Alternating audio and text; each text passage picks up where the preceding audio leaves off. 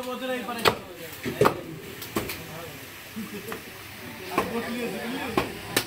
blogger এতক্ষণে গেছে blogger তাহলে হবে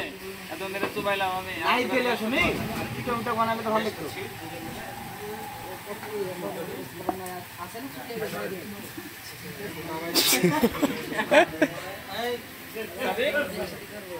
আছে না ছুটে গেছে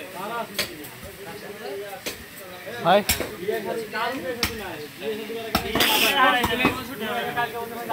ছুটি হয়নি এখনো আমার ছুটি কে দিবে